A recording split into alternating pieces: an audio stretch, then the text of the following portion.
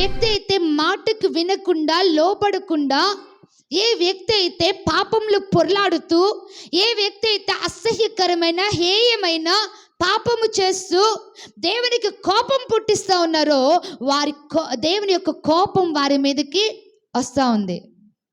ఆదికాండం మొదలుకొని పాత నిబంధన అంతా కూడా మనం జాగ్రత్తగా గమనించినట్లయితే వారు ఎక్కడైతే తప్పిదము చేస్తారో అక్కడ వారి మీదకి దేవుని ఉగ్రత వచ్చింది. నోవాహు కాలంలో జల ప్రవాహం వచ్చింది. ఎందుకు వచ్చింది?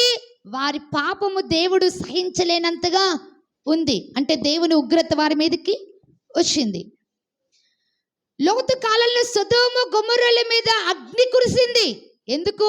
వారు దహించబడ్డారు అనంటే దేవుడు భరించలేనంత పాపము ఆ పట్టణంలో ఉంది. అందుకని దేవుని ఉగ్రత వారి మీదకి వచ్చింది. తర్వాత మనం చూసుకుంటూ పోతే ఇశ్రాయేలుని దేవుడు కోరుకున్నాడు, ఇశ్రాయేలుని దేవుడు ప్రేమించాడు. ఇశ్రాయేలుని దేవుడు నడిపిస్తున్న సమయంలో వారు అతిక్రమించినప్పుడల్లా దేవుని కోపం వారి మీదకి వచ్చింది. వారు దేవునికి అవిధేయులు అయిపోయినప్పుడల్లా దేవుని కోపం వారి మీదకి వచ్చింది. శత్రువులకు దేవుడు వారిని అప్పగించాడు.